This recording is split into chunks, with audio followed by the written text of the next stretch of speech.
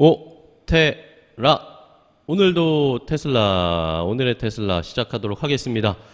자, 오늘은 3월 27일이죠. 3월 27일 월요일 리얼 라이브입니다. 리얼 라이브. 월목. 네, 벌써 20분이 넘게 들어와 계십니다.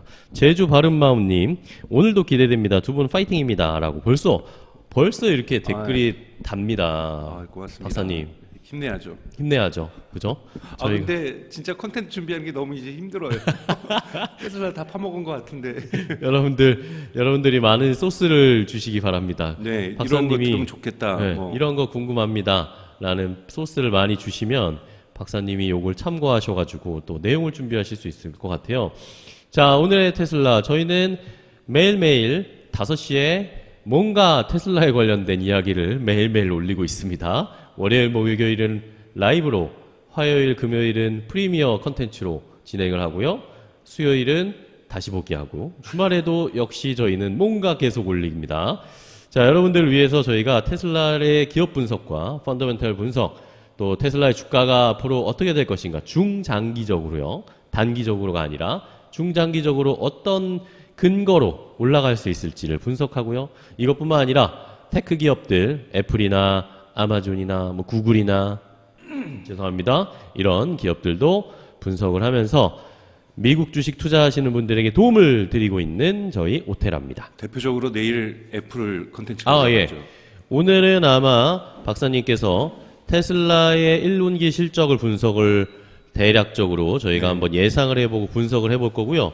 그러면서 주가가 어떤 영향을 받을 것인가 체크해 볼 거고, 내일은 실제로 이제 저희가 또 다른 기업, 많은 분들이 댓글로 또 애플에 대해서 궁금하다 하시는 분들이 많으셨어요. 그래가지고 애플은 내일 또 알려주실 거죠. 네. 내일은 애플 분석을 한국 분들이 애플 많이 가지고 계시고 많이 가지고 계시죠. 테슬라 주주분들께서도 애플 교집합이 꽤 많을 거라고 저는 생각이 듭니다. 같이 가지고 계시는 분들도 분명히 많으실 겁니다. 그래가지고 내일은 저희가 처음으로 한 달 정도가 됐으니까 새롭게 또 다른 기업도 한번 분석을 해보겠습니다. 그렇다고 저희가 테슬라 안 한다는 거 아닙니다. 테슬라 안 한다는 게 아니라 내일은 애플도 한번 분석을 해보면서, 저희가 또 테슬라 이야기하면서 애플 이야기가 중간중간 많이 나왔습니다. 네. 그렇죠? 비슷한 면도 있고 또 그걸 따라가는 면도 있고 하니까 한번 내일 분석해 보도록 하겠습니다. 자, 그렇다면 저희가 먼저 살펴볼 것이 죄송해요. 아이고, 목이 가네요. 목이 가. 자, 저희가 일단은 테슬라 분석을 해보기 전에 많은 분들이 또 주말 사이에 또 지난주에 많은 분들이 저희 컨텐츠에다가 댓글을 많이 달아주셨어요. 그래가지고 어떻게 우리 구독자분들이 저희의 컨텐츠를 생각하고 계신지, 또 박사님의 분석을 어떻게 생각하고 계신지를 한번 저희가 민심을 한번 느껴보도록 하겠습니다. 실제로. 자, 아픈 댓글도 있었지만 전반적으로 봤을 땐 저는 놀랐습니다. 박사님에 대한 굉장히 좋은 평들이 많았어요. 어떻게 생각하세요? 고맙죠. 뭐. 열심히 해야죠. 더. 네, 열심히 해주시고. 자, 첫 번째 댓글부터 한번 볼까요? 자, 이렇게 썼어요. 황보선님께서 많은 정보 감사드립니다. 공부하는 자세로 듣고 있습니다. 앞으로도 쭉 오테라 테슬라, 이거는 뭐 너무나 좋은 칭찬을 해주셨고, 무조건 오른다, 잘 된다, 올해 말에 2배, 3배 올라간다는 막연한 긍정론보다 훨씬 현실적이고 내용이 좋은 것 같습니다. 올해는 힘들 것 같아요. 내후년쯤 주가가 좋아지지 않을까 생각하고 있는데 계속 적립식으로 사모으기 좋은 시점이 아닌가 생각합니다. 라고 이아서 님이 해주셨습니다. 이런 의견 어떠세요? 저는 많은 부분 동감합니다. 이분의 표현에 대해서. 왜냐하면 오늘도 앞으로 12개월 동안 주가가 어떻게 갈지 저의 생각이 아니라 월스트리트에 있는 전문가들의 30개 기관에서 나온 것들의 평균값을 소개해 드릴 거거든요. 네, 그렇기 때문에 테슬라 주가가 급등하기에는 테슬라의 실적은 오늘도 예측하겠지만 되게 좋을 걸 전망을 하지만 이 워낙 거시경제 상황이 나쁘기 때문에 이 부분들이 테슬라 주가를 누르는 압력이 너무나도 커서 사실은 올해가 그렇게 막 테슬라가 2배 가고 3배 가긴 쉽지 않지 않을까. 물론 전문가들 중에서는 월스트리트에 있는 전문 기관 중에서 $300 간다고 분석한 기관도 있긴 합니다만 예외적으로 아주 적은 숫자고요. 네, 한번 살펴보죠. 오늘 좋아요. 다음 댓글도 볼까요? 제주 바른마음님, 오늘 댓글 달아주신 제주 바른마음님이 저희 컨텐츠에다가 테슬라의 특징은 매일매일이 혁신의 연속으로 이어지는 것이라고 생각됩니다. 오늘도 기가 막힌 라이브 방송 기대합니다. 파이팅! 아, 너무 감사해요. 제주 바른마음님이 저희에게 힘을 많이 주고 계세요. 오늘도 제일 먼저 오셔가지고 댓글도 달아주셨고. 다음 댓글. 사라님, 김사라님이 함께 테슬라 주주가 됩시다. 개미가 매수해도 주식이 오를 수 있다. 단 테슬라 주식만 가능할 겁니다. 라고 하면서 나는 I bet 했다. 라고 이야기해 주셨고, 뭐 좋은 긍정적인 이야기 많이 써주셨고, 마지막 댓글은 소프트웨어 업그레이드 할 때마다 내 차가 신차, 즉 신기능 최신차, 테슬라가 이런 점이 좋은 것 같다. 강 박사님 의견에 만땅 공감합니다. 라고 지난 시간에 한번 얘기해 주셨죠. 네네네 맞습니다. 소프트웨어 파워 이야기해 주시면서, 자, 여기 리들버드님이 엄청나게 긴 글을 써주셨어요. 리들버드님이 다들 아시겠지만 테슬라는 광고를 하지 않아요. 차도 딜러에서 구매하지 않고 개인이 직접 온라인으로 주문하죠. 정치적으로 민주당이 테슬라를 홀대하는 것도 사실이고, 그래서 방송국이나 여러 미디어에 늘 공격받고 일방적으로 당하고 억울한 일이 많습니다. 일론 머스크의 트위터 인수는 개인적으로 이런 것 때문에 아주 좋은 일이고 유일하게 소통하는 매체가 트위터라고 할 수 있는데, 트위터 구매가 결정적인 실수라고 박사님이 그때 말씀을 하셨는데 그 이유가 있을까요? 참고로 저는 민주당을 옹호하는 사람 중 하나였는데 정치적으로 말도 안 되는 뉴스를 보면서 이제는 생각이 좀 달라지고 있습니다. 트위터가 이제 긍정적으로 이제 작동할 수 있다라는 거는 이제 일론 머스크의 영향력이 커졌다라고 얘기를 할 수는 있죠. 예를 들면은 트위터 지금 모든 알고리즘에 일론 머스크가 노출될 수 있도록 일론 머스크가 요청을 한 상태죠. 근데 사실 자동차를 만드는 것과 트위터 같은 소셜 미디어를 운영하는 것은 되게 다릅니다. 사실은 유럽연합의 법도 있고 모데레이션, 즉 내용에서 과장된 내용이 있거나 나쁜 내용이 있거나 이런 거면 다 검토해서 걷어내야 되고, 그렇지 않으면 규제를 받을 수 있고 상당히 큰 규제의 대상이 되는 것이 소셜미디어 사업이고, 뭐 꼭 중국의 기업이기 때문에 틱톡의 규제를 받는 거기도 하긴 합니다만, 이렇게 틱톡이 지금 이렇게 청문회 앞에 서야 되잖아요. 의원들 앞에. 테슬라도 마찬가지고 일론 머스크도 대표로서 언젠가는 또 필요에 따라서는 잭 도시가 섰던 것처럼 청문회 앞에 서야 되는 상황들도 있고요. 그래서 사실은 그리고 또 하나는 이 일론 머스크가 집중해야 될 부분에서 아무리 인간이 초인간적인 능력을 가졌다 할지라도 지금 스페이스X 해야죠, 테슬라 해야죠, 보링 컴퍼니 해야죠. 지금 기업만 지금 몇 개를 큰 굵직한 것만 해도 세 개인데 거기다 트위터까지 하게 되면 요즘은 또 트위터에서 계속 상주해야 되고, 아무리 제트기를 많이 타고 돌아다닌다고 한들 그건 사람의 한계를 좀 넘어서는 거기 때문에 어떠한 트위터에 투자했다가 아니라 트위터의 CEO로서 활동한다라는 거는 그만큼 테슬라에게는 트레이드 오프가 발생할 수밖에 없는, 분산되니까. 네, 그래서 이런 부분들이 좀 부정적인 영향이라고 저는 생각합니다. 이렇게까지 리스크를 지면서, 그리고 또 뭐 작년 하반기 때 테슬라 주가가 떨어진 거에는 분명하게 일론 머스크가 트위터를 구매하기 위해서 테슬라 주식을 판매하는 것도 없지 않아 영향이 없지 않아 있었거든요. 그래서 너무 지금 일론 머스크가 지난주에 얘기했잖아요. 자기가 여기 와서 보니 트위터의 가치가 한 4배 정도 부풀려져서 자기가 4배 정도 비싸게 산 것 같다. 뭐 이렇게 얘기를 한단 말이에요. 그러니까 이런 부분들, 그 4배만큼 했다라는 거는 그 75%를 자기 돈으로 산 것이 아니라 테슬라 주식을 팔아서 대부분 샀기 때문에 그만큼 테슬라 주주들에게는 손해가 저는 있었을 거라고 저는 생각합니다. 네. 자, 트위터에 대한 박사님의 생각을 살짝 해 주셨는데, 저희가 또 다음에 한번 트위터에 대한 이야기도 한번 더 다뤄보도록 할게요. 자, 다음 MB님, NB8588님이 전체적으로 현 상황을 파악하게 해주는 설명과 데이터 최고. 아무튼 온 한해는 테슬라를 꾸준히 모아가는 전략으로 해야겠어요. 미중 관계가 가장 큰 변수가 될 것 같습니다. 라는 이야기. 그렇죠. 미중 간 분석은 오늘 제가 내일 하게 될 애플도 마찬가지고요. 네. 그러니까 지금 애플에 중국에 걸려 있는 대표적인 2개의 기업을 뽑으라면 애플하고 테슬라죠. 그렇죠. 가장 저희가 지금 우려하고 있는 건 틱톡의 금지라든지 틱톡을 강제 매각하는 결정이 내려질 경우 여러분들이 상식적으로 생각하기에 중국 정부가 가만히 있겠습니까? 거기에 그렇죠. 준하는 보복을 분명히 할 거고 거기에서는 타깃이 이제 있게. 중국에서 반미 정서가 일어나면서 애플과 테슬라의 어떤 매출에 영향을 준다라면 다른 기업은 몰라도 애플하고 테슬라는 대단히 중국 시장에 종속되어 있는 네. 현재 상황인 거죠. 그러니까 이러한 부분이 분명히 부정적 영향으로 이어질 수밖에 없는 상황인 거고 정말 극단적으로는 중국 공산당이 테슬라의 상하이 공장에 토지 사용권 연장을 안 해준다든지 뭐 이런 식으로 협박하게 되면 왜 합법적이거든요. 네. 토지를 사용하는 거지 토지의 그 소유주가 아니거든요. 테슬라 상하이 공장 같은 경우에는 그렇기 때문에 언제든지 중국 공산당이 사용권 연장을 동의하지 않을 수가 있어요. 네. 이렇게 되면 정말 테슬라 주가는 곤두박질 칠 수밖에 없는 거기 때문에 미중 관계가 사실은 경제적으로 볼 때는 대단히 저는 우려스럽습니다. 네. 자, 어쨌든 미중 관계는 저번에도 한번 다뤄드렸던 것처럼 미국과 중국이 큰 트러블을 안 만드는 게 테슬라에게는 좋을 수밖에 없겠습니다. 네. 그런 상황을 계속 저희가 모니터링 해봐야 되겠고, 자, 이제 마지막 댓글입니다. 데이비드 양님. 데이비드 양님께는 다시 한번 저희가 감사를 드려야 됩니다. 데이비드 양님께서 저번에 4.99달러의 슈퍼챗을 보내주셨는데, 이번에는 2배 가까이 가격을 올려서 9.99달러를 보내주셨습니다. 자, 그런데 약간 지적을 하셨어요. 수고하십니다. 캐시 우드가 아니라 캐시 우드입니다. 라고 이야기했습니다. 발음이 제가 캐시라고 아니라 캐디 우드.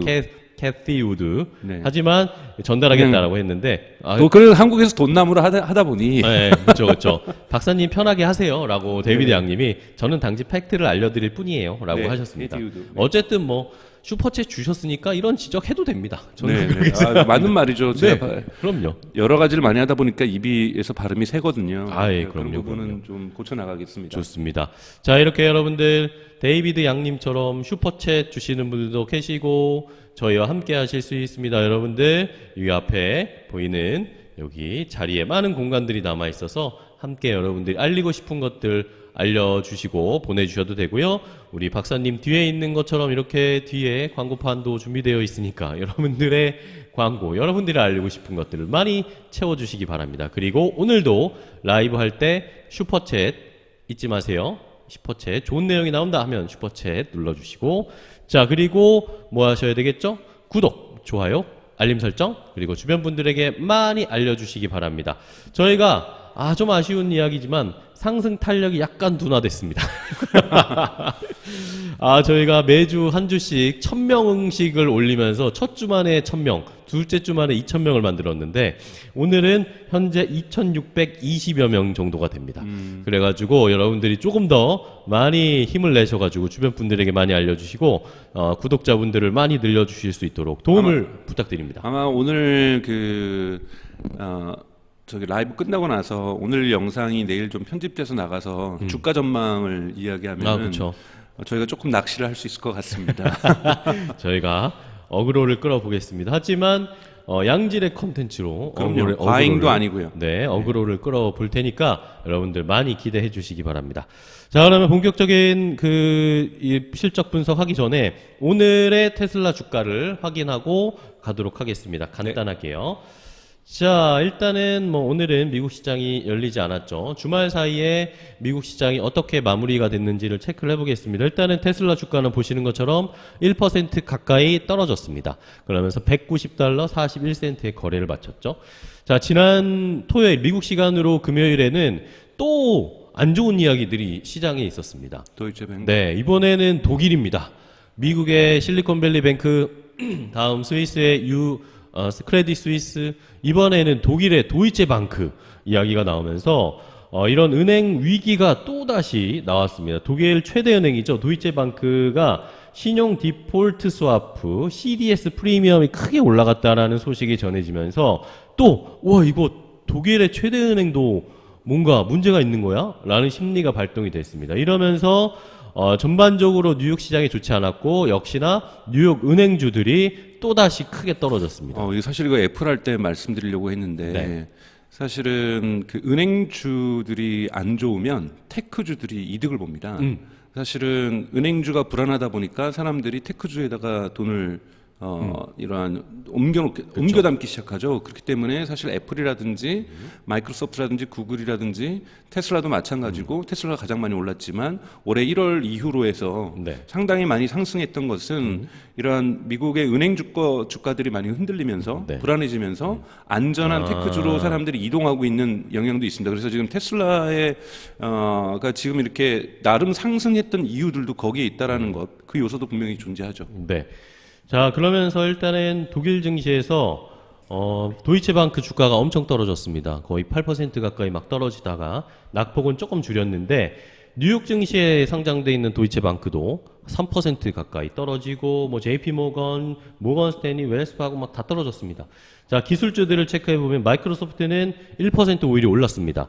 영국 경쟁 당국에서 이 MS가 액티비전 블리자드 인수한다 이런 이야기 있었잖아요. 네. 이것에 대해서 긍정 시그널을 네, 냈죠. 긍정 시그널, M&A 기대감, 이거 먹을 수 있겠다라는 심리가 발동되면서 마이크로소프트는 상승, 액티비전 블리자드도 6% 가까이 상승했고요. 애플은 0.8% 상승, 뭐 메타도 0.8% 상승. 반면에 아마존, 알파벳은 하락했고, 엔비디아도 1.5% 하락했고, 넷플릭스도 2.5%, 테슬라는 아까 보신 것처럼 약간 1% 조금 안 되게 떨어졌습니다. 자, 일단은 지난 토요일, 미국 시간 금요일에 주가가 이랬고요. 그리고 지난 한 주 동안, 오후 거래일 동안의 이 테슬라의 주가 흐름을 보면, 일단은 190달러대 근처에서 약간 횡보하고 있는, 네. 현재는 큰 움직임이 없는 이 주가가 흐름을 보이고 있습니다. 한때 200달러까지 거의 근접했다가, 그때 무디스 이야기 나오면서 조금 많이 올랐다가 어쨌든 지난주에는 190달러 선을 지키고 있는 테슬라의 주가까지 확인해 봤고요. 간단하게 우리 시장까지 오늘 마감한 정리해드리면 우리 시장은 또 이 도이체방크 불안감 때문에 약간 흔들렸는데 그래도 우리 시장은 코스닥은 계속 갑니다. 오늘도 코스닥이 상승했고 코스피는 떨어졌습니다. 그런데 2차전지 관련 종목도 저희 계속 체크하고 있죠.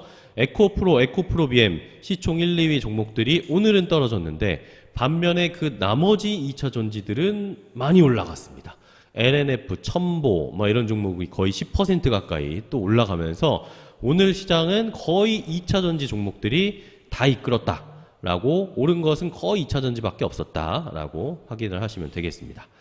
자, 이런 상황에서 저희가 84명이 벌써 저희 방송 라이브를 보고 계십니다. 이제 본격적으로 테슬라를 하라는 신호가 왔죠. 그렇습니다. 이제 마음이 기다리겠죠. 빨리 얘기해줘. 1분기 실적 어떨 거야? 라고 궁금해하실 텐데 오늘 박사님께서 해줄 내용은 테슬라의 1분기 실적과 그것에 따른 주가 전망입니다. 그렇죠? 네, 네, 맞습니다. 원래 항상 그 한 분기가 끝나갈 때쯤 되면 월가에서는 좀 전망치들을 많이 내놓거든요. 그래서 아직까지 3월 달까지 해서 종합적인 실적은 나오지 않았지만 그것의 앞부분인 1, 2월 실적을 가지고 실적을 예측하면서 이렇게 주가가 이제 셀로 갈 것이냐, 그러니까 바이로 갈 것이냐, 홀드로 갈 것이냐, 뭐 이런 식의 어떤 전망치들을 내놓고 있어서 오늘은 그거의 통계를 좀 가져오면서 이 부분들을 좀 보여주면서 어느 정도 그 부분이 가지고 있는 의미가 무엇인지 좋습니다. 좀 알아보도록 하겠습니다. 우선 실적을 보시면 이거 그 실적 보기 전에 우선 수요 분석부터 하겠습니다. 수요 분석을 해서 이거 UBS가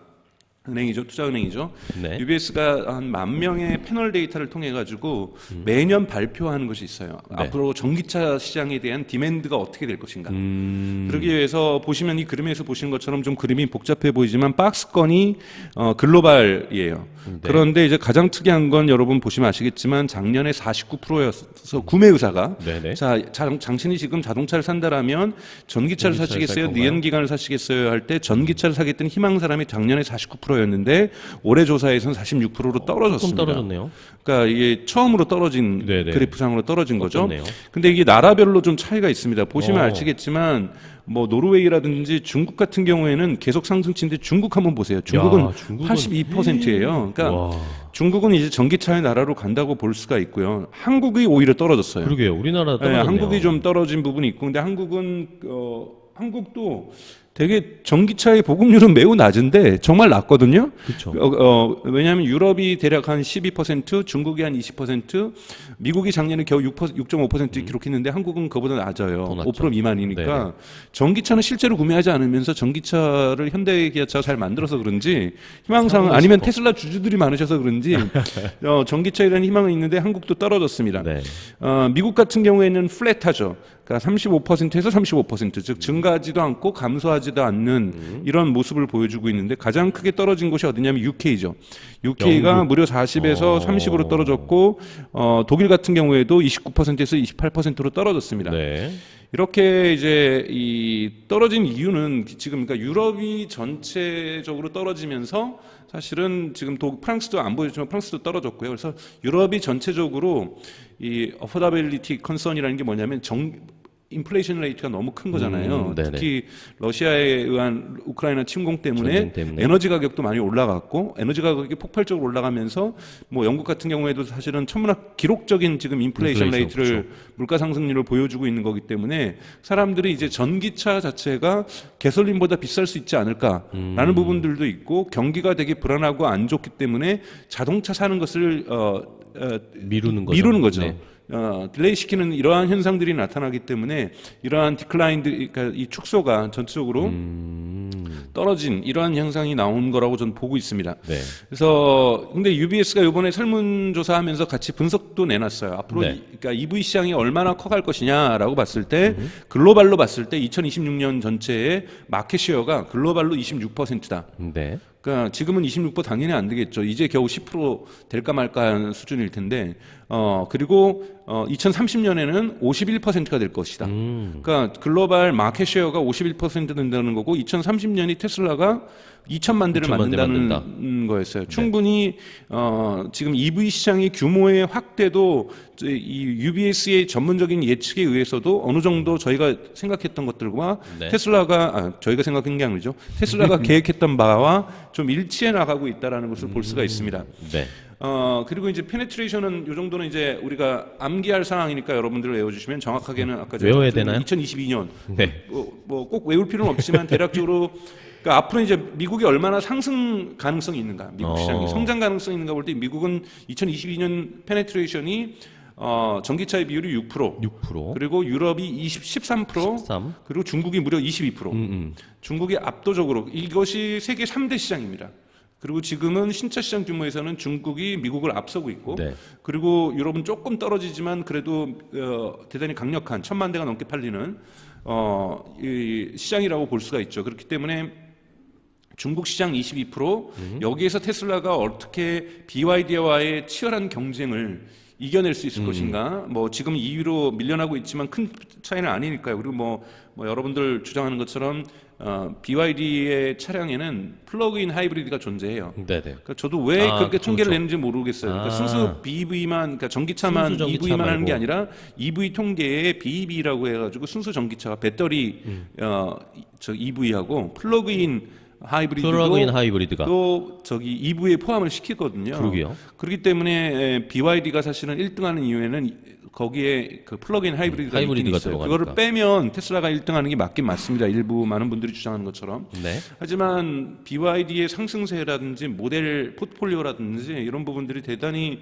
매력적이고 힘있기 때문에 네. BYD가 또 지금 이제 중국 시장을 넘어서 동남아로 이제 우선 진출하기 시작을 했죠. 그래서 베트남하고 인도네시아에 이제 차량을 판매하기 시작했고 유럽도 지금 교두부를 마련해 놓은 상태이기 때문에 그렇죠. BYD도 지금 테슬라 같은 경우는 중국 사실 전 세계 판매하잖아요. 네. 전 세계에 판매하는 거기 때문에 시장 규모를 이렇게 창출하고 있는 건데 BYD가 만약에 중국을 넘어서게 될 경우에는 대단히 강력한 경쟁자가 지금 될 거라고 보고 있습니다. 그래서 22, 13, 6 정도는 여러분들이 지금 현재 앞으로 시장 사이즈가 어떻게 커져갈지 것인지. 예, 이런 걸 볼 수가 있죠. 그러니까 지금 미국은 작지만 바이든 행정부에서 민주당 행정부에서 지금 강력하게 밀고 있고 그것의 가장 대표적인 법이 인플레이션 리덕션 액트라는 IRA라고 하는 그 법안이 존재하고 있는 거기 때문에 그 법안이 돈이 올해 내년 2년 동안 쏟아져 나오거든요. 그럼 2년 동안 대단히 폭발적으로 특히 2023년하고 2024년에는 폭발적으로 전기차 시장이 커져갈 것은 테슬라 실적에서도 반영되기 시작하고 있어요. 그래서 보시면 될 것 같고요. 그래서 다시 한번 정리를 해보면 디맨드 사람들이 사겠다는 의사는 지금 49에서 46으로 떨어졌고 이거는 유럽 지역에 의한 영향이 크다라는 것. 한국 시장이 차지하는 비율은 좀 낮으니까요. 하지만 이것을 또 상승시키고 있는 압력은 중국 시장에 존재하고 있다라는 것. 이렇게 좀 정리를 할 수 있겠습니다. 네, 좋습니다. 왜 그러냐면 특히 미국 시장이 플랫 간 이유 중에 하나, 그러니까 유럽 시장은 꺾인 거죠. 디클라인 형태가 나타났던 것은 아까 말씀드렸던 그 이미 현존하고 있는 고물가라든지 그리고 전쟁에 대한 위협이라든지 소비 위축이라든지 소비 지연이라든지 이런 것들이 발생하는 거고 지금 미국 같은 경우가 문제가 되는 것이 지금 뭐냐면 이 중앙은행에서 지난 시간에 우리가 배웠던 것처럼 자꾸 연준에서 준비율 이자율을 높이게 되게 될 경우에 지금 은행 자체가 은행권이 부실해지는 그래서 사실은 인플레이션을 막기 위해서 이자율을 높이면서 은행권 부실을 막기 위해서 현금을 푸는 좀 이러한 트레이드오프가 발생하고 이 제로섬 게임 같은 것들이 지금 발생하고 있는 것이 지금 미국의 현황이고 이것이 미국의 경기 침체로 갈 수 있는 강력한 원인이 되고 있다라는 거 말씀을 드렸던 것처럼 중앙은행에서 자꾸 이자율을 높이다 보니까 여기 $1,000예요. 한 달에 $1,000 이상씩 이 자동차 때문에 돈이 지출이 된다라는 거예요. 그러니까 즉 원금 상환하고 이자까지 갚으려고 하니까 $1,000가 넘게 된다는 거. 이거는 사실은 가계에 큰 부담이거든요. 그렇죠. 그렇기 때문에 이런 부분이 미국에서 올해 수요를 누를 수 있는 또 하나의 작동하는 부정적인 힘이라고 볼 수가 있습니다. 그래서 이자율 상승 자체가 이렇게까지 부담이 되는 거 처음으로 이제 통계가 나와서 제가 오늘 가져와 봤고요. 그래서 이게 수요가 된다라면 근데 요 조사에서 또 재미난 게 있었어요. 이 10,000명을 대상으로 가장 좋아하는 자동차 브랜드가 어디냐? 어디세요? 저요? 저는 벤츠. 근데 아니요, 테슬라죠. 아니, 테슬라죠. 1등이 테슬라가 나왔고요. 테슬라. 그다음에 2등이 BMW. 그다음에 3등이 아우디가 나왔어요. 아우디가 높네요, 생각보다. 네, 그래서 벤츠보다 높더라고요. 그래서 테슬라, BMW, 아우디 순이었다. 중복 결정이 가능했던 것 같아요. 그래서 이런 식으로 나왔다는 거고 이제 공급에서 실제로 이제 판매 1, 2월 실적을 보게 되면 제가 2월과 1월 거꾸로 좀 역순을 해보겠습니다. 유럽에서 이번에 2월달에 테슬라가 판매한 것이 거의 2만 대 가까운 19,249대를 팔았어요. 시장 점유율로 볼 때는 EV 시장에서 20%의 시장 점유율을 테슬라가 차지하고 있고요. 그리고 개별적인 통계들은 좋은 것들 많아요. 테슬라 지금 모델 Y가 장난이 아니게 팔려요. 베스트셀링카가 지금 모델 Y가 되고 있거든요. 유럽이요. 독일에서도 마찬가지고 지금 폭스바겐은 꺾고서 그러니까 자동차의 성지라고 할 수 있는 독일에서도 모델 Y가 그 나라의 자국 회사인 폭스바겐의 ID3를 이겼다, 3와 4를 이겼다는 부분도 의미가 있고요. 그런데 이제 보셔야 될 것은 작년 2월 달에 판매한 실적이에요. 12,860대에서 2만 대로 갔다라는 것은 성장률이 한 35% 정도 되어 보이는데요. 이런 부분 대단히 크다라고 볼 수가 있고 특히 또 2월 달에 이것이 왜 이렇게 폭발적으로 성장했는지를 말씀을 드리면 1월 때는 9,000대밖에 안 팔았어요. 전월 대비하면 엄청 늘었네요. 네, 전월 근데 원래 1월이 잘 안 팔리는 달이에요. 이 1월도 작년 22년 1월 대비는 성장한 겁니다. 네. 그래서 1월이랑 원래 언제 잘 안 팔리냐면 유럽에서는 12월, 1월, 2월 그리고 3, 4, 5부터 다시 판매가 되기 시작하고요. 그 다음에 여름 휴가가 끝난 9월, 10월, 11월. 그러니까 여름 휴가 가기 전에 다 중고차나 차를 샀다가 여름 휴가 끝나고 파는 경우가 많거든요. 그렇기 때문에 여름 휴가철이 끝나는 8, 9, 10월에 실적이 좋아지고요. 그러니까 아니 9, 10, 11월 그 다음에 다시 3, 4, 5가 좋아지거든요. 그런데 그런 면에서 1월 달 자체에 9,000대 팔았다라는 거가 이렇게 적게 팔았지가 아니라 이것도 전년 대비 상승한 수치라는 말씀을 좀 드리고 싶고요. 유럽에서는 이 정도의 실적을 지금 보이고 있고 그러니까 즉 전년 대비 되게 상승률이 높다는 말씀을 드리고 중국도 마찬가지예요. 예를 들자면 중국 같은 경우 이렇게 지금 뚜렷한 통계가 일괄적으로 지금 유럽, 중국, 미국이 나와 있지 않아서 제가 조금 서로 다른 수치를 좀 보여드리는 거예요. 제가 겨우겨우 찾은 거거든요. 지금 중국 같은 경우는 1월 1일부터 3월 19일까지 10만 대 팔았어요. 네. 근데 중국에서 가장 역사적으로 많이 판 데가 작년 4, 4분기거든요. 작년 4, 4분기에 12만 대 팔았는데 이게 기록이었다고. 네네. 그리고 1, 4분기보다 원래 4, 4분기가 많이 팔려요. 그런다고 봤을 때 지금 잘하면은 올해 1, 4분기가 그러니까 중국의 1, 4분기가 2만 대 정도만 더 팔면 되는 거기 때문에 그러니까 중국이 지금 유럽보다 얼마나 많이 팔리는지 여러분 느끼실 거예요. 그러니까 10만 대가 팔렸다라는 거고 네. 여기에서 2만 대 정도는 제가 보기에는 3월 말까지는 충분히 채울 수 있다. 그러면 4, 4분기 수준 정도의 실적인데 이긴 4, 4분기 실적이면 전년 대비보다도 대단히 높다라는 그렇겠죠. 거고요. 그래서 테슬라의 판매 실적이 지금 원래 이 겨울이 별로 판매 실적이 좋기 어려운 시기인데도 불구하고 꽤나 잘 팔렸다. 잘 팔렸다. 이 정도면 무진장 많이 팔린 거다라는 네. 얘기를 말씀을 좀 드리고 싶습니다. 실적이 그러니까 플러스가 많이 될 거예요. 네. 예. 자, 그리고 미국 같은 경우를 보시죠. 미국 같은 경우는 1월 달에 5만 3천 대를 팔았는데 전년도 2022년 1월에는 3만 9천 대예요. 그러니까 어우, 엄청 뛴 많이 거죠. 팔았네요. 35.4%가 뛴 겁니다. 그리고 2월 달 보세요. 전년도 22년도에 2월에는 4만 2천 대 팔았는데 오. 지금 올해 2월에는 6만 대 6만 팔았으니까 성장률이 39.6%. 어마어마한 성장률을 지금 테슬라가 기록을 하고 있는 겁니다. 즉 경기가 되게 안 좋을 거라는 우울한 전망이 있음에도 불구하고 유럽이나 중국 같은 경우는 사실은 조금 다들 기대를 했어요. 왜냐하면 중국은 작년이 엄청나게 축소된 해였거든요. 전체적으로는. 그러니까 코로나 효과 때문에 대단히 소비가 축소됐다가 지금 그것이 풀리면서 흔히 말해서 우리식으로 하면 보복 소비 뭐 이런 얘기를 나눈 것처럼 소비를 많이 하긴 해요. 그러나 제가 아까 말씀드렸던 것처럼 작년 그래서 4, 4분기 때부터 이게 풀리는 바람에 4, 4분기에 이미 테슬라의 역대 중국 판매율의 기록을 세웠었다. 근데 거기에 육박하는 정도로 2023년 1, 4분기 때 중국 실적이 나올 것 같고 미국은 무려 이렇게 30%가 넘는 실적 상승률을 보일 거고 이건 3월에도 유사하게 나타날 거라고 지금 전망되고 있기 때문에 이 정도 되면은 미국 성장률은 30%가 넘을 거고요.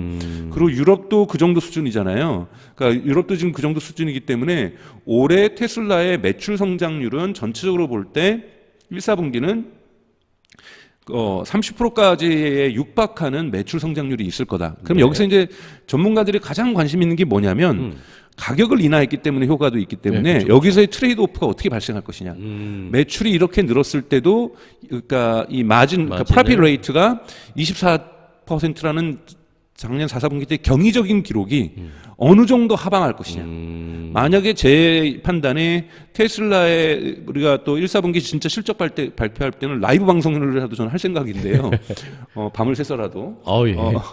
할 생각인데 실적 발표가 있어지게 될 경우에는 만약에 20%대를 프라핏 레이트를 유지하게 된다. 24%까지는 못 가더라도 그럼 주가가 좀 오를 거라고 저는 생각이 들어요. 왜냐하면 매출이 오를 거라는 거는 지금 이미 자명한 거예요. 예상이 되고 있고. 네, 매출이 오를 것은 지금 자명한 거고, 네. 그러니까 판매량, 매출 죄송합니다. 판매량이 오를 건 자명한 거고, 근데 이 정도 비율이면 아무리 가격을 낮춰줬어도 저는 매출도 오를 거라고 보고 있고요. 그렇죠. 매출도 크게 오를 거라고 보고 있고, 다만 프라핏 레이트가 어떻게 될 것이냐, 가격 인하 때문에 네. 이 부분을 좀 볼 필요가 있을 거라고 저는 생각이 듭니다. 전체적으로 지금 시장에서 1, 4분기 때 그리고 올해 전체적으로 부정적인 그러니까 즉 테슬라의 실적을 누르는 거는 아까 전에 한 달에 $1,000까지 그 비용이 지출된다고 얘기를 했었잖아요. 그것처럼 이자율 상승이 가장 마이너스 요소이고요. 그리고 지난 시간에 제가 말씀드렸던 것처럼 은행권에다가 지금 은행이 가지고 있는 국채를 사들이는 미국 지금 중앙은행의 그런 정책 때문에 돈이 많이 풀리면서 물가를 잡기 위해서는 또 이자율까지 올리는 이러한 서로 상반된 정책이 충돌하고 있으면서 오히려 물가를 못 잡게 되는 것들이 장기 과제로 남아버리는 그래서 올해는 피봇이 없다라고 파월이 얘기하는 것처럼 이런 이자율 상승이 계속 지속된다라는 건 올해 내내 마이너스 요인으로 작동할 거라고 보고 있습니다. 그리고 플러스 요인은 당연히 보조금하고 가격 인하가 있고 또 하나 이제 유럽에서 실적이 좋았던 부분 중에 하나가 기가 팩토리 베를린에서 생산이 좋아졌어요. 그래서 1, 2월 달에는 주당 4,000대를 생산했는데 작년 여러분 보셔야 될 것이 기가 팩토리에서 주당 2,000대밖에 생산 못했었어요. 네, 그렇죠. 예, 2,000대, 뭐 2,500대, 2,000대 정도 생산하다가 4,000대까지 올라갔고 또 요번에 계획을 발표했죠. 베를린이 드디어 안정돼서 3월 달부터는 5,000대로 가기 시작했다. 네. 그래서 지금 5,000대까지 가니까 1년에 한 달에 2만 대를 만들 수 있는 거잖아요. 그렇게 되면 상하이에서 항상 만들어서 유럽으로 갔었거든요. 네. 미국에서 만든 건 미국에서 소화하고, 근데 이제 상하이에서 만든 것이 가지 않기 때문에 물류 비용이 좀 절약이 됩니다. 절약되겠네요. 네, 물류 비용이 절약되면서 테슬라의 프로핏 레이트에도 긍정적인 영향을 미칠 수가 있다. 네. 또는 가격 인하의 폭이 더 커질 수 있다. 근데 뭐 지금 가격 인하 하지 않아도 충분히 보조금들을 받으면서 지금 잘 팔리고 있는 것이 테슬라의 지금 상황입니다. 네. 근데 이제 이거는 또 하나는 전기차 가격이 하락하는 거는 이 테슬라의 어떠한 높은 이윤율에 기반한 어떤 전기차 하락도 있고요. 또 하나는 전체적으로 작년 여러분들 기억하실지 모르겠지만 작년 요맘때쯤에 리튬 가격이 피크를 찍었었어요. 네. 그래서 너무나도 비싸져서 도저히 이거 맞출 수도 없었던, 그러니까 이익률을 맞추는 것 자체가 아이오닉 도 그렇고 EV6 같은 경우도 기적이었다고 얘기할 정도거든요. 그 이유는 이제 여름 이후에 리튬 가격이 하락을 했기 때문인데, 그래서 지금 전문가들의 평가는 EV 프라이스의 컷, 그러니까 즉 EV 가격이 내려가는 것은 패드 지나가는 유행이 아니라 트렌드다라는 거, 경향성이라는 거라는 거고, 그 이유는 바로 배터리 가격이 낮아졌고 그것은 원인은 리튬 가격이 프라이스가 낮아졌기 때문에 그런 현상이 일어나는 거다.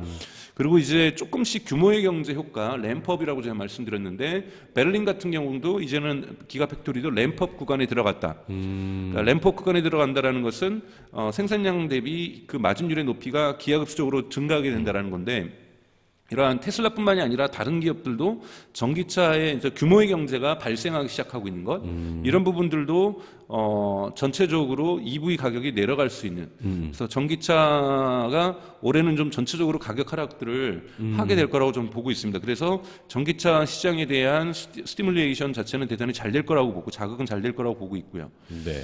자, 이제 재밌는 건 이제 주가를 어떻게 전망할 것이냐. 그러니까 실적은 대략적으로 흐름을 봤던 것처럼 네. 정리해 볼까요? 매출은 이제 판매 판매는 대수는 폭발적으로 늘어날 거다. 확실히 늘었을 거다. 확실히 1, 4분기 치고 대단히 늘었을 거다. 그리고 워낙 판매 대수가 많이 늘었기 때문에 매출도 좀 늘었을 거다. 매출도 늘었을 거고, 다만 프로핏 레이트가 얼마만큼 유지가 되느냐 또는 그러니까 20%대 밑으로 내려가느냐. 또는 20%대를 그래도 유지하느냐. 24%를 유지하는 건 저는 어렵다고 봐요. 어쨌든 가격을 낮췄으니까. 네, 가격을 낮췄으니까 24% 유지하는 건 어렵지만, 만약에 20%나 21%만 유지해도 대단히 월가라든지 기관 투자자 같은 경우에는 놀랄 거라는 거죠. 그렇게 되면 테슬라의 주가는 3분기 실적, 1, 4분기 실적 발표 이후에 반등의 여지들이 확실하게 상승의 여지가 확실하게 있다. 아무리 이자율이 지금 안 좋아도. 네. 예, 그리고 지금 좋은 소식은 유럽 시장으로 볼 때는 기가팩토리 베를린이 램프업 구간으로 들어가는 5,000대 주당 5,000대 생산이 안정화되기 시작되고 있다. 많이 만든다. 네, 많이 만들기 시작하면서 유럽에서 발생하는 소비를 커버할 수 있다. 그렇게 되면은 상하이에서 중국에서 안 가져와도 되니까. 네, 물론 가는 물동량이 조금 있을 있겠지만. 거예요. 예, 터키라든지 새로운 시장을 열고 있거든요. 이런데 다 보급을 할 수는 없기 때문에 조금의 물동량은 가게 되더라도 이 물동량이 확 줄기 때문에 이 물류 비용 절약할 수 있다라는 부분에서 긍정적인 요소가 있다. 그래서 이 부분이 흐름이라고 했을 때 테슬라의 기관 투자자들에 대해서 이게 네스닥이라는 언론이죠. 여기서 이제 뽑은 건데 25일 날, 그러니까 지난 주말에 나왔던 되게 따끈따끈한 기사입니다. 그래서 테슬라의 주가가 스톡이 월스트리트에는 이것이 업사이드로 가는 더 further 업사이드, 더 올라갈 거라고 보고 있을까?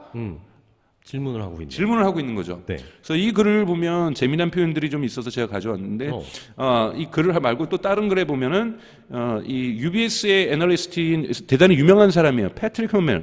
이 패트릭 홈멜이 되게 유명한 사람인데, 이 사람은 같은 경우에는 다른 전문가들하고 다르게 타겟 프라이스를 무려 $220로 잡았어요. 이거는 앞으로 12개월 동안의 전망입니다. 네, 앞으로 1년, 그러니까 이것도 3월 24일 날 나온 글이잖아요. 그래서 지금이 190달러인데 네, 220달러. 그러니까 지금 많이 안 오르는 거예요, 사실은. 우리 오테라 우리 구독자분들께서는 좀 더 올랐으면 좋겠다고 생각하실 텐데 네. 220달러면 사실은 많이 안 오르는 그쵸. 겁니다.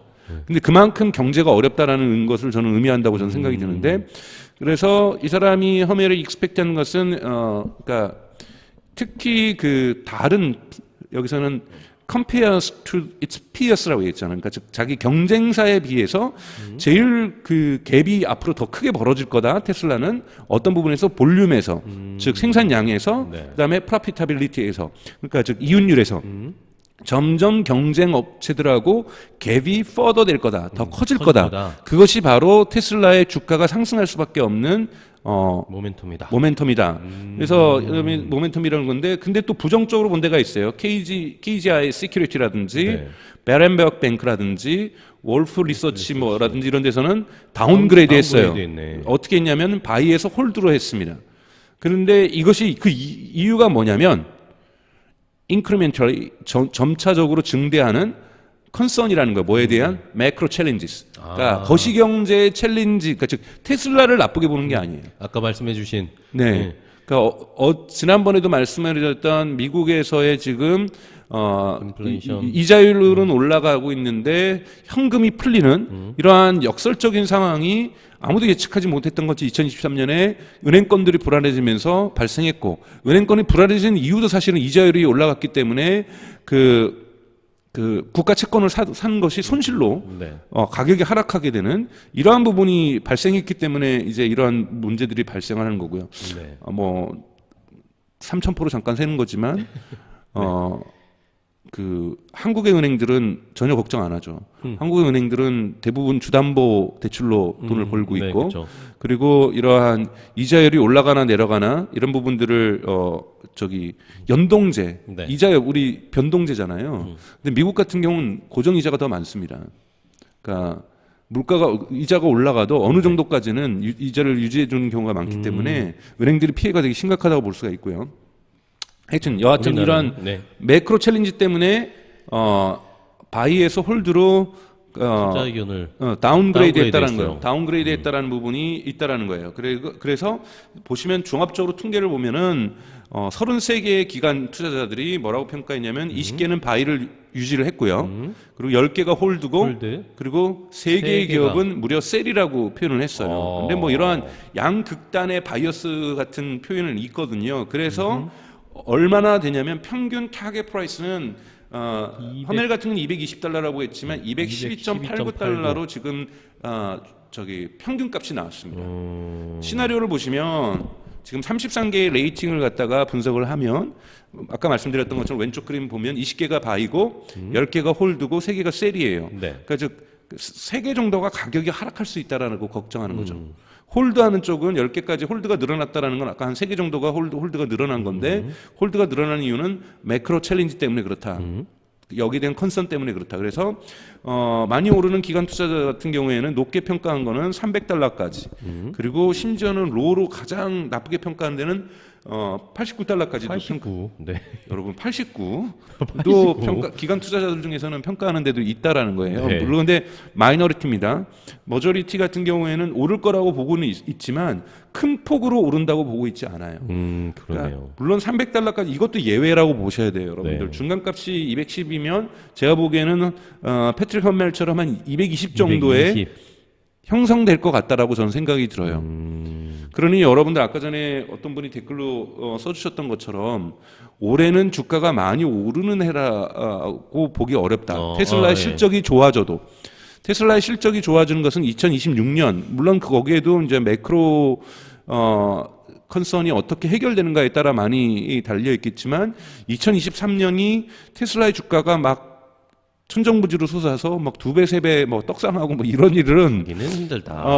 발생하기 저는 어려울 거라 보고 있어요. 그 이유가 테슬라의 내재화되어 있는 내재적 원인이 아니라 매크로 이코노미에 의한 부분, 즉 거시경제 요소다. 그래서 결론은 제가 말씀드리면 업사이드가 이건 저의 결론입니다. 네. 확실하게 리미티드 돼 있다.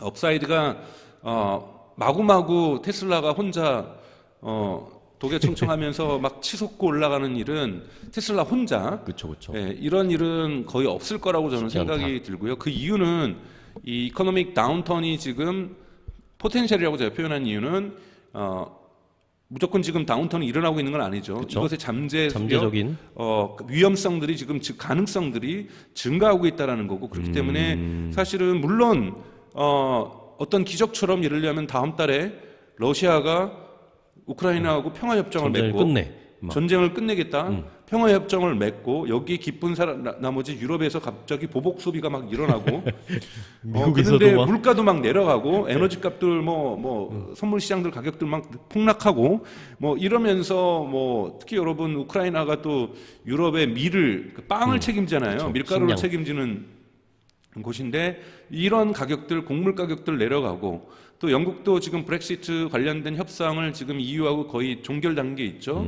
영국이 물가가 뛴 것 같은 경우에도 유럽연합에서 탈퇴하면서 스페인의 포르투갈의 그리고 그리스의 이탈리아의 신선한 야채가 매우 비싼 가격으로 수입되면서 이런 영국 말도 안 되는 지금 인플레이션이 일어나고 있는 거거든요. 그쵸. 이런 부분에서 근데 이번에 협상이 끝나서 어느 정도 여기에서 가격의 키를 영국 정부가 질 수 있다라면 이러한 일들이 막 발생하고 좋은 일들이 미국에서도 피보톤이 없긴 왜 없어 서프라이즈 그러면서 근데 이제 내릴래 막 이러고 이자율을 올리진 않고 제로 스텝으로 간다든지 그러니까 그냥 똑같이 유지를 한다든지 이런 일들이 일어난다라면 이코노믹 다운턴은 발생하지 않을 수가 있고 그리고 미중 갈등도 막 갑자기 막 또 시진핑이 막 미국에 가고 막 미국에 가가지고 서로 포옹하고 막 눈물 흘리고 막 서로 우리 다 친하게 지냅시다.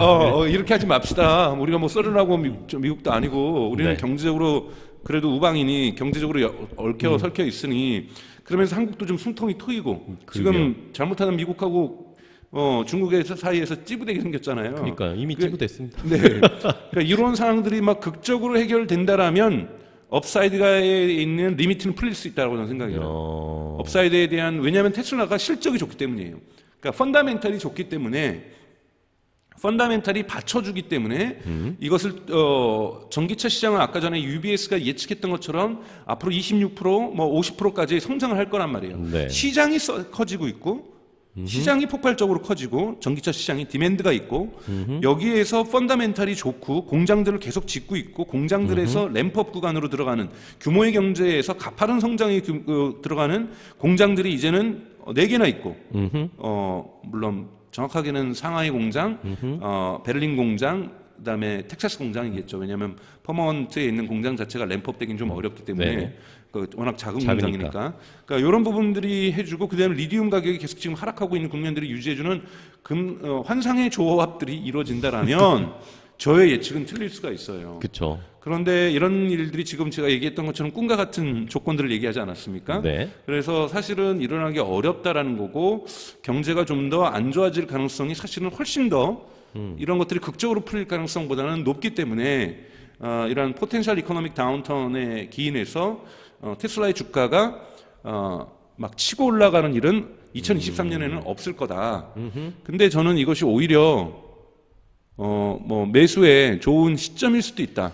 모아갈 수 있는. 모아갈 수 있는 아까 어떤 분께서 장기적으로 물론 이건 장기적으로 보셔야 됩니다. 네. 장기적으로 보시면 경제 국면이 풀리고 테슬라가 2026년 2천만 대를 생산하겠다는 약속을 전 지킬 수 있을 거라고 보거든요. 네. 이런 것들을 지켜나간다라면 제가 예측했던 거는 한 $500 선이었는데 주가가 2026년에 그 정도까지 갈 수 있는 일들은 충분히 발생할 수 있는 가능성들이 있다. 물론 그 중간중간에 저희 오테라가 사라지지 않는 이상 그 위험성이 사라지지 그러나 않죠. 그 가능성이 진짜로 2026년 $500가 가능해지는, $500대가 가능해지는 그러한 시기가 오는지에 대해서는 저희가 면밀히 추적해서 이렇게 계속해서 말씀을 좀 드리겠습니다. 네. 이 정도까지가 좀, 오늘. 그러니까 물론 일시적인 반등은 이번에 3월이 끝나고 한 4월 한 20일쯤, 4월 15일쯤 발표하겠죠. 1사분기 실적을. 그쯤 되면은, 약간의 반등은 있을 거예요. 워낙 실적이 좋을 거라고 저는 예측하기 때문에. 그러나 리미티드 돼 있다. 업사이드가. 이 부분은 어쩔 수 없는 사실인 것 같습니다. 네, 좋습니다. 네.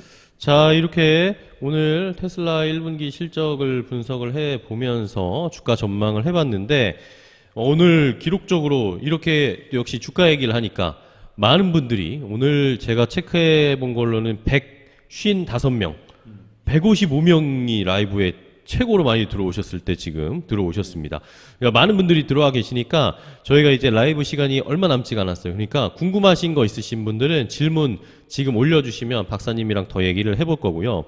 자, 잭잭님이 마지막에 테슬라 임기 실적 발표 언제예요? 라고 4월 며칠이에요? 라고 했는데 아직 확정된 건 네, 없죠. 아직 확정된 건 아니고 아마 4월 지나고 나면은 뭔가 네, 그 일정이 나올 겁니다. 나올 거예요. 그 그게 일정에 맞춰서 저희도 라이브 중계를 탁 해서. 그럴까요? 아니요. 새벽에? 아니, 아침 새벽에? 그럴 수 없어요.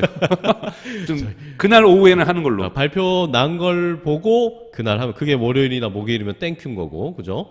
그걸 확인하면서 라이브를 저희가 알려드릴게요. 그리고 이 실적 발표일이 확정되면은 저희가 또 찾아가지고 알려드릴게요. 혹시라도 다른 분들도 저희 오테라 식구분들도 만약에 미리 한번 체크를 했다라고 하시면은 댓글이나 이런 데 올려주시면 저희가 공유를 하면 좋겠고요.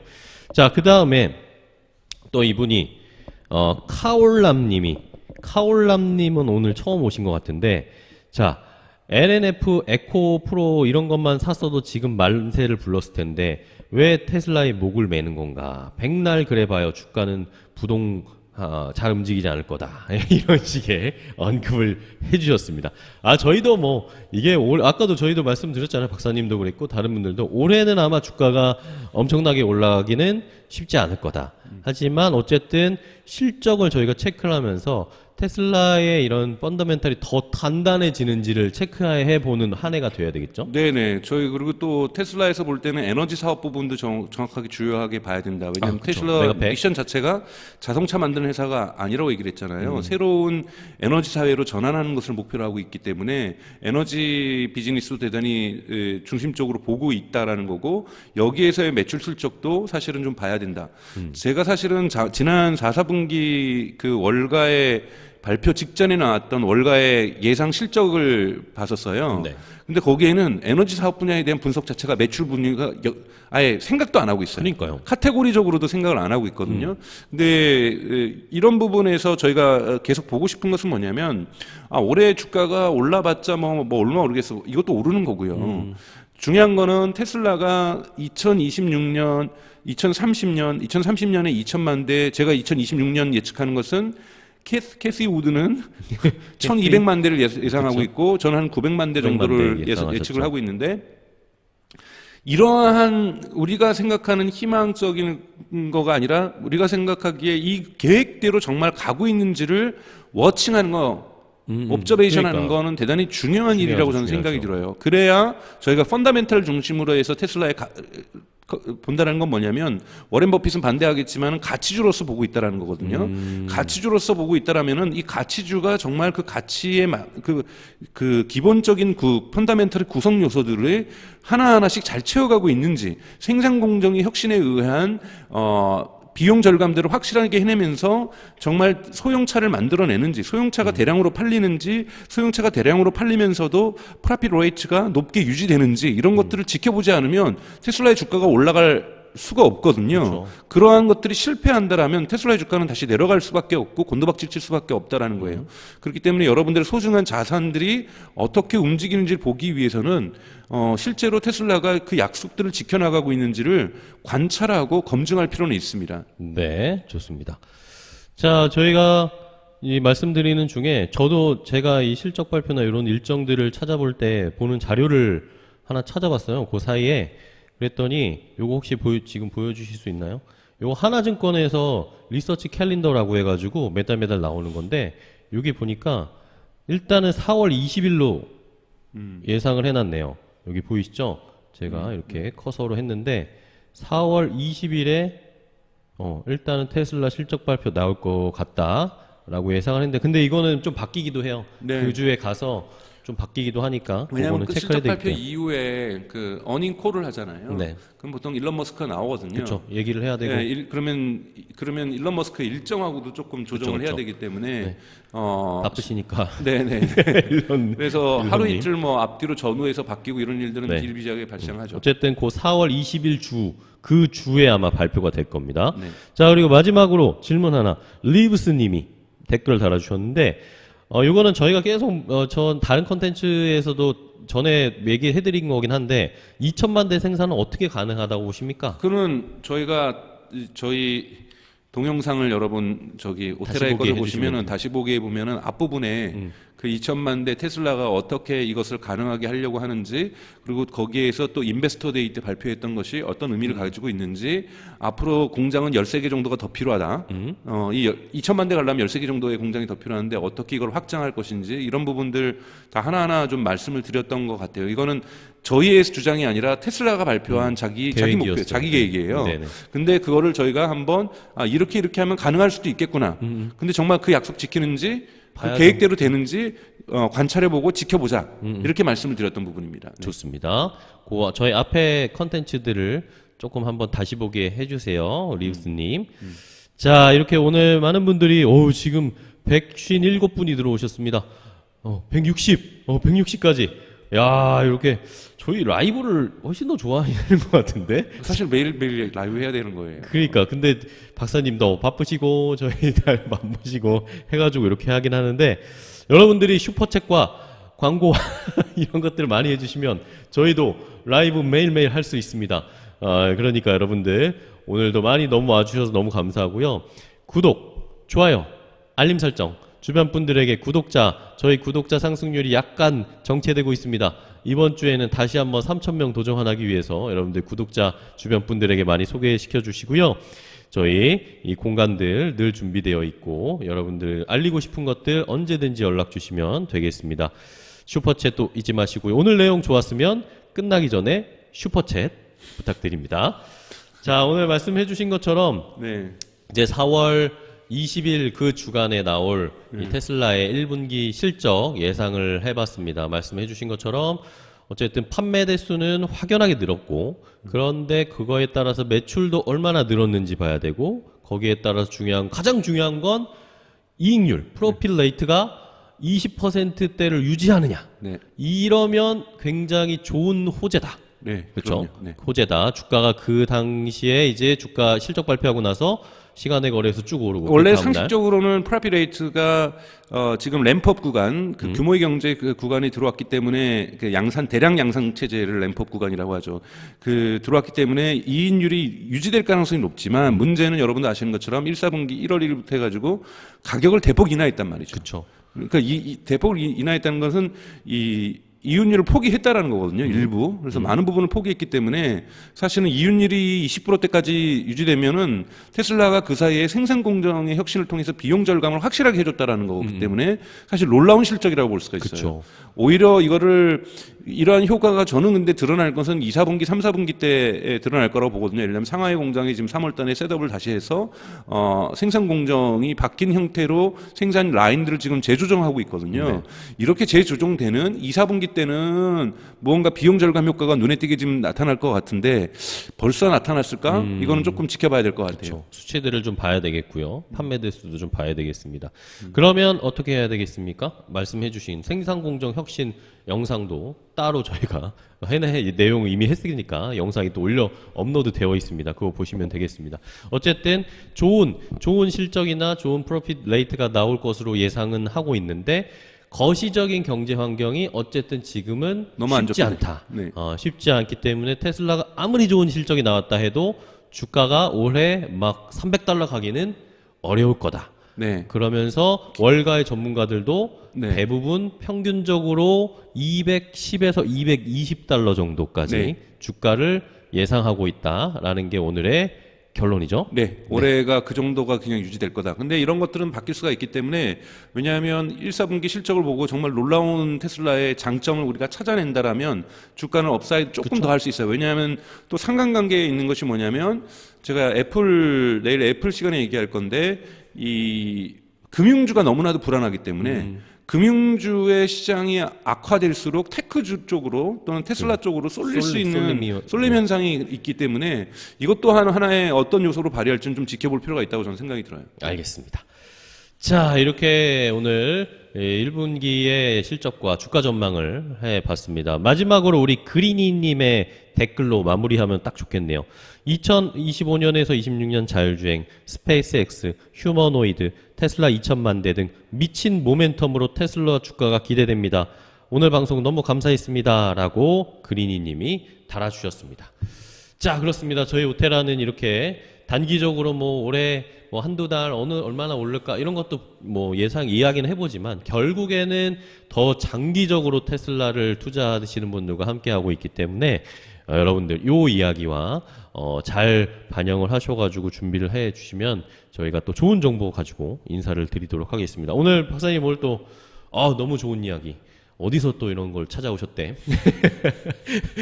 오늘 좋은 이야기, 주가 전망까지 함께 이야기해봤고 내일은 애플 이야기 해주세요. 네, 박사님. 감사합니다. 네, 고맙습니다. 고맙습니다. 여러분. know you told your friend you're not okay. And tell me what's wrong and why you never said you felt that way. And guess you're trying to stay strong and